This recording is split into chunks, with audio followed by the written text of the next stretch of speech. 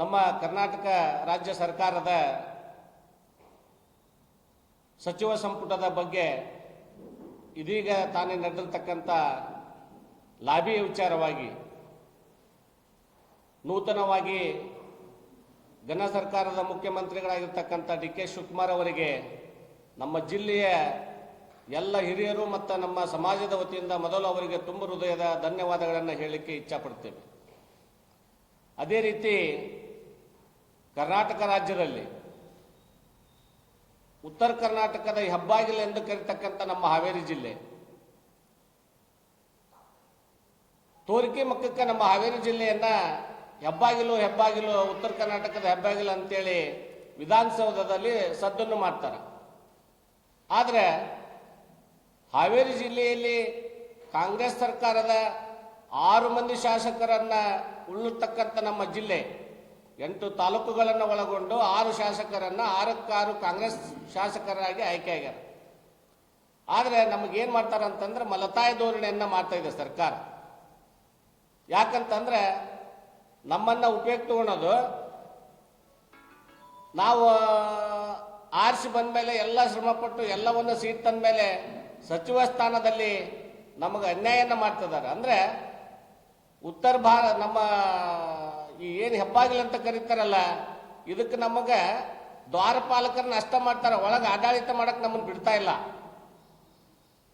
ಈ ಒಂದು ನಮ್ಮ ಹಾವೇರಿ ಜಿಲ್ಲೆಯಲ್ಲಿ ಪ್ರಭಾವಿ ಶಾಸಕರಾಗಿರ್ತಕ್ಕಂಥ ಸನ್ಮಾನ್ಯ ಬಸವರಾಜ ಶಿವಣ್ಣವರು ನಮ್ಮ ಸಮಾಜದ ಈ ಉತ್ತರ ಕರ್ನಾಟಕದ ಎಲ್ಲರಲ್ಲೂ ಮನೆ ಮಾತಾಗಿರ್ತಕ್ಕಂಥ ಹಿರಿಯರಲ್ಲಿ ಒಬ್ಬರಾಗಿರ್ತಕ್ಕಂಥ ಶ್ರೀಮಾನ್ಯ ಬಸವರಾಜ ಶಿವಣ್ಣವರು, ಇವರು 1985-87ರಿಂದ ರಾಜಕಾರಣದಲ್ಲಿದ್ದಾರೆ.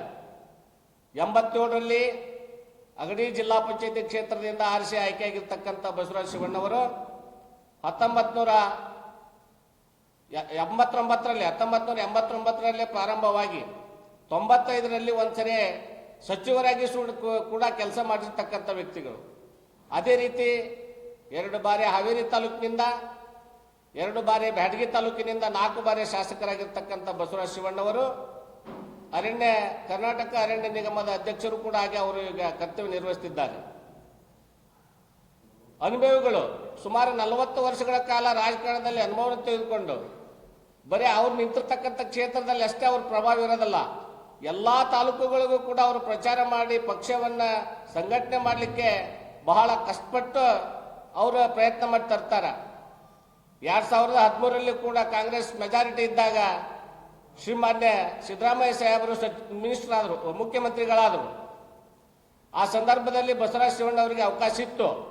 ಆದರೆ ನಮಗೆ ಗೊತ್ತಿದ್ದಂಗೆ ಶ್ರೀಮಾನ್ಯ ಸಿದ್ದರಾಮಯ್ಯ ಸಾಹೇಬರು ಒಂದು ಮಾತು ಹೇಳಿದರು, ಶಿವಣ್ಣವ್ರೆ, ನಾನು ಮುಖ್ಯಮಂತ್ರಿ ಅದಾನೆ, ನಿಮಗೆ ಸಚಿವ ಸ್ಥಾನ ಬೇಡ, ನೀವ ಮುಖ್ಯಮಂತ್ರಿ ಇದ್ದಂಗೆ ಈ ರಾಜ್ಯದಾಗ ನಾವ ತಗೊಂಡ್ವಿ ಅಂತಕ್ಕಂಥದ್ದು ಬೇಡ ಅಂತ ಒಂದ ಮಾತಿಗೆ ಬಸವರಾಜ ಶಿವಣ್ಣವರು ಶಾಸಕರಾಗೇ ಕೆಲಸವನ್ನ ನಿರ್ವಹಿಸಿದ್ರು ಹೊರತು ಸಚಿವಕ್ಕೆ ಯಾವುದೇ ಕಾರಣಕ್ಕೆ ಲಾಭಿಗಳನ್ನ ಮಾಡಲಿಲ್ಲ. ಅಂದ ಸಂದರ್ಭದಲ್ಲಿ ಮುಂದೆ ವಾಡಿಕೆ ಪ್ರಕಾರ ಏನಾತಂದ್ರೆ 23ರಾಗೂ ಕೂಡ ಆರಿಸಿ ಬಂದಾಗ ಅವಾಗನು ಇಲ್ಲ, ಮತ್ತೆ ನಮ್ದು ಕೊನೆ ಚುನಾವಣೆ ಆಗ್ಬೋದು, ನನ್ನ ಈ ಸರಿ ಏನಾದ್ರೂ ಸಚಿವರು ಮಾಡ್ರಿ ಅಂತಕ್ಕಂಥ ಮಾತುಗಳನ್ನು ಕೇಳ್ರಿ ಅಂತೇಳಿ ನಾವು ಹಿಂದಿರ್ತಕ್ಕಂಥ ಕಾರ್ಯಕರ್ತರು ಮನವಿ ಮಾಡ್ಕೊಂಡ್ವಿ. ಅಂದಿಗೂ ಕೂಡ ಬಸವರಾಜ ಶಿವಣ್ಣ ಸಾಹೇಬ್ರು ಒಂದು ಮಾತು ಹೇಳಿದ್ರು, ಬೇಡ, ಮತ್ತೆ ಈ ಕರ್ನಾಟಕದೊಳಗೆ ಮುಖ್ಯಮಂತ್ರಿ ಸ್ಥಾನವನ್ನು ಮತ್ತೆ ಸಿದ್ದರಾಮಯ್ಯರಿಗೆ ಕೊಟ್ಟಾರ, ನಾವು ಸಚಿವ ಸಂಪುಟಕ್ಕೆ ಸೇರ್ಕೊಳ್ಳೋದು ಬೇಡ, ಅವ್ರಿಗೆ ಯಾರು ಅನುಕೂಲಕ್ಕೆ ಮಾಡಲಿ ಅಂತಕ್ಕಂಥ ಮಾತನ್ನ ಹೇಳಿ ಕಾರ್ಯಕರ್ತರ ಆಕ್ರೋಶವನ್ನು ಸಮಾಧಾನ ಪಡಿಸಿ ನೀವ್ಯಾರು ಯಾವುದೇ ರೀತಿಯಿಂದ ಆತಂಕಕ್ಕೆ ಒಳಗಾಗಬಾರ್ದು ಅಂತಕ್ಕಂಥ ಮನವಿಯನ್ನ ಮಾಡಿಬಿಟ್ರು. ಆದರೆ ನಮ್ಮ ಹಾಲು ಮತ ಸಮಾಜ ಕೊಟ್ಟ ಮಾತಿಗೆ ತಪ್ಪೋದಲ್ಲ ಅಂತಕ್ಕಂಥ ವಿಚಾರವನ್ನ ನಾವೀಗ ಕರ್ನಾಟಕ ರಾಜ್ಯದ ಎಲ್ಲ ಜನತೆಗೆ ತಿಳಿಸ್ಪಡಲಿಕ್ಕೆ ಇಷ್ಟಪಡ್ತೇವೆ. ಕೊಟ್ಟ ಮಾತಿಗೆ ತಪ್ಪೋದಲ್ಲ. ಯಾವುದೇ ಒಂದು ಗ್ರಾಮ ಪಂಚಾಯತಿ ಅಧ್ಯಕ್ಷರನ್ನ ನಾವು ನೋಡ್ತೇವೆ, ಗ್ರಾಮ ಪಂಚಾಯತಿ ಅಧ್ಯಕ್ಷರು ಒಂದು ಸೀಟನ್ನು ಬದಲಾವಣೆ ಮಾಡಬೇಕಾದ್ರೆ ನಮ್ಮ ಗ್ರಾಮ ಲೆಕ್ಕದಲ್ಲಿ ನಿಮ್ಗೆಲ್ಲರಿಗೂ ಗೊತ್ತಿದೆ, ನಮಗೂ ಗೊತ್ತಿದೆ ಎಷ್ಟು ಕಷ್ಟಪಡ್ಬೇಕಂತೇಳಿ. ಒಂದು ರಾಜ್ಯದ ಸಿಂಹಾಸನವನ್ನು ಬಿಟ್ಟುಕೊಡೋದು ಅಷ್ಟು ಸುಲಭವಾದ ಕೆಲಸವಲ್ಲ. ಆದರೂ ಕೂಡ ಕೊಟ್ಟ ಮಾತಿಗೆ ತಪ್ಪಂತೆ ಶ್ರೀಮಾನ್ಯ ಸಿದ್ದರಾಮಯ್ಯ ಸಾಹೇಬರು ಕುರ್ಚಿಯನ್ನ ಬಿಟ್ಟು ಕೊಟ್ಟಾರಲ್ಲ, ಅದಕ್ಕೆ ನಾವು ತುಂಬ ಹೃದಯದ ಧನ್ಯವಾದಗಳನ್ನು ಹೇಳಬೇಕಾಗಿದೆ. ಅದಕ್ಕೆ ಪ್ರತಿಕ್ರಿಯೆಯಾಗಿ ಸರ್ಕಾರಕ್ಕೆ ಮನವಿ ಮಾಡಲಿಕ್ಕೆ ಇಷ್ಟಪಡ್ಕೊತೇನೆ. ನೀವು ಸಿದ್ದರಾಮಯ್ಯ ಸಾಹೇಬರು ನಮಗೆ 10 ಮಂದಿಗೆ ಸಮನಾಗಿರ್ತಕ್ಕಂಥರಿದ್ರು. ಕರ್ನಾಟಕ ರಾಜ್ಯದಲ್ಲಿ ಕುರುಬ ಸಮಾಜದ ಕೂಡ ಎಷ್ಟು ಪ್ರಾಬಲ್ಯತೆ ಐತಿ ಅಂತಕ್ಕಂಥ ವಿಚಾರ ತಮಗೆ ಗೊತ್ತಿದೆ. ಅದಕ್ಕೆ ನಮಗೆ ರಾಜ್ಯದಲ್ಲಿ ಸುಮಾರು 4 ಮಂದಿಗಾದ್ರೆ ಸಚಿವ ಸ್ಥಾನ ಕೊಡಬೇಕು ಅಂತಕ್ಕಂಥದ್ದು ನಮ್ಮ ಬೇಡಿಕೆ. ಅದರಲ್ಲೂ ಕೂಡ ವಿಶೇಷವಾಗಿ ನಮ್ಮ ಹಾವೇರಿ ಜಿಲ್ಲೆಗೆ ಯಾವುದೇ ಕಾರಣಕ್ಕೂ ಬಸವರಾಜ ಶಿವಣ್ಣವರಿಗೆ ಸಚಿವ ಸ್ಥಾನ ಕೊಡಲೇಬೇಕು ಅಂತಕ್ಕಂಥದ್ದನ್ನ ಹಕ್ಕು ಒತ್ತಾಯವನ್ನು ನಾವು ಕೇಳಲಿಕ್ಕೆ ಬಯಸ್ತೇವೆ. ಕೆಲವೊಬ್ಬರು ಹೇಳ್ತಾರೆ ನಾನು ಕೂಡ ಸರಿ ಸಮಾನವಾಗಿದ್ದೇನೆ ಅಂತಕ್ಕಂಥ ಮಾತುಗಳನ್ನು ಹೇಳ್ತಾರೆ. ಆದರೆ ಏನಾಗೈತೆ ಅಂತಂದ್ರೆ ನಾನು LLB ಮಾಡೇನಿ, ನನ್ನ ಜೊತೆಗಿರ್ತಕ್ಕಂಥ ಸೀನಿಯರ್ ಕೂಡ LLB ಮಾಡ್ಯಾರ. ಆದ್ರೆ ಓದಿರೋದು LLB ಇರಬಹುದು, ಆದ್ರೆ ಅನುಭವಗಳ ಬೇರೆ, ಕ್ವಾಲಿಫಿಕೇಶನ್ ರಿಸಲ್ಟ ಬೇರೆ. ನಮಗೆ ಬರ್ತಕ್ಕಂಥ ಸರ್ಟಿಫಿಕೇಟ್ ಮುಖ್ಯ ಅಲ್ಲ, ಅದರಲ್ಲಿ ಇರ್ತಕ್ಕಂಥ ಏನು ಅನುಭವ ಇದೆಯಲ್ಲ, ಆ ಅನುಭವದ ಆಧಾರದ ಮೇಲೆ ನಮ್ಮ ಜಿಲ್ಲೆ ಕಡೆಗೆ ಲಕ್ಷ್ಯ ಕೊಟ್ಟು ನಮ್ಮ ಶ್ರೀಯುತ ಯಜಮಾನರಾಗಿರ್ತಕ್ಕಂಥ ಹಿರಿಯರಾಗಿರ್ತಕ್ಕಂಥ ಬಸವರಾಜ ನೀಲಪ್ಪ ಶಿವಣ್ಣ ಸಾಹೇಬರಿಗೆ ಸಚಿವ ಸ್ಥಾನವನ್ನು ಕೊಡದೇ ಹೋದಲ್ಲಿ ಮುಂದಿನ ದಿನಮಾನಗಳಲ್ಲಿ ಉಗ್ರ ಹೋರಾಟವನ್ನು ಮಾಡಲಿಕ್ಕೂ ಕೂಡ ನಾವು ಜಿಲ್ಲೆಯಲ್ಲಿ ಹಿಂದೊರೆಯೋದಿಲ್ಲ ಅಂತಕ್ಕಂಥ ಮಾತುಗಳನ್ನು ತಮ್ಮಲ್ಲಿ ತಿಳಿಪಡಿಸಿ, ಯಾವುದೇ ಕಾರಣಕ್ಕೂ ಬಸವರಾಜ ನೀಲಪ್ಪ ಶಿವಣ್ಣವ್ರ ಸಾಹೇಬರಿಗೆ ಸಚಿವ ಸ್ಥಾನ ಕೊಡಲೇಬೇಕಂತದ್ದು ನಮ್ಮ ಒತ್ತಡ ಇದೆ ಅಂತಕ್ಕಂಥ ಮಾತುಗಳನ್ನು ಹೇಳಿ, ಪಕ್ಷ ವತಿಯಿಂದ ಕೂಡ ನಾವು ಬ್ಯಾಡಗಿ ತಾಲೂಕಿನಲ್ಲಿ ಸ್ಟ್ರೈಕನ್ನು ಮಾಡಿದ್ದೀವಿ. ಆದರೆ ಮತ್ತು ಎಲ್ಲ ಬೇಡಿಕೆಗಳನ್ನು ಮಾಡಿದ್ದೀವಿ. ಆದರೆ ಬಸವರಾಜ ಶಿವಣ್ಣ ಸಾಹೇಬರು ಯಾವುದೇ ಕಾರಣಕ್ಕೂ ಯಾವುದೇ ಒಂದು ನಿರ್ಧಾರವನ್ನು ತಗೊಳ್ಬೇಡಿ, ವರಿಷ್ಠರು ಏನು ನಿರ್ಣಯ ತಗೊಂತಾರೆ ಅದಕ್ಕೆ ನಾ ಬದ್ಧಿದ್ದೇನೆ ಅಂತಂದೇಳಿ ನಮ್ಮ ಕಾರ್ಯಕರ್ತರನ್ನ ತಡೆ ಹಿಡಿತಿದ್ದಾರೆ ಸರ್.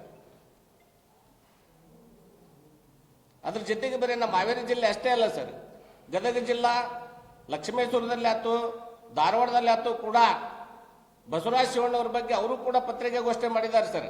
ನಮ್ಮ ಉತ್ತರ ಭಾಗದಲ್ಲಿ ಎಲ್ಲಾ ಜಿಲ್ಲೆಯಲ್ಲೂ ಕೂಡ ಅವರಿಗೆ ಒಳ್ಳೆ ಹೆಸರಿದೆ. ಅವರೆಲ್ಲರೂ ಕೂಡ ಪತ್ರಿಕಾಗೋಷ್ಠಿ ಮಾಡಿ ಬಸವರಾಜ ಶಿವಣ್ಣವ್ರು ಕೊಡ್ಲೇಬೇಕಂತದ. ಬರೀ ನಮ್ಮ ತಾಲೂಕು ಜಿಲ್ಲೆ ಅಲ್ಲ, ಬೇರೆ ಜಿಲ್ಲೆಯನ್ನು ಕೂಡ ಕೂಗಿದೆ.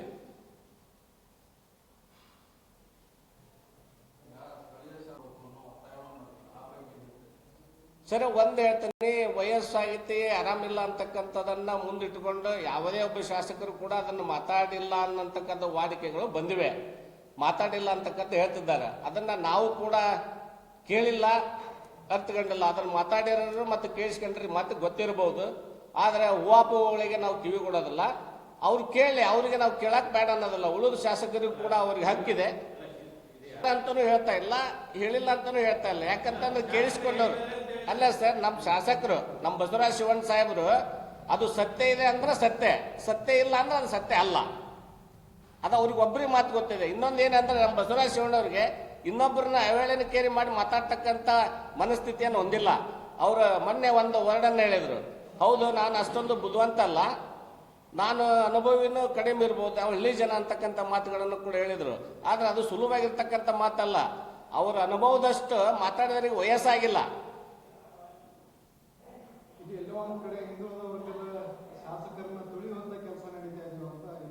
ಹೌದು ಸರ್, ಈಗ ಮೇಲ್ನೋಟಕ್ಕೆ ನಾವು ಇದನ್ನೆಲ್ಲ ನೋಡಿದಾಗ ಅದು ಅನಿಸ್ತದೆ ಸರ್ ಸಹಜವಾಗಿ. ಮತ್ತು ಹಿಂದುಳಿದವ್ರನ್ನ ಬಳಸ್ಕೊಂಡು ಅವ್ರಿಗೆ ಅನ್ಯಾಯ ಆಗ್ತದೆ ಅನ್ನೋದು ಮೇಲೆ ಕಾಣ್ತಿದೆ ಅಲ್ಲ ಸರ್.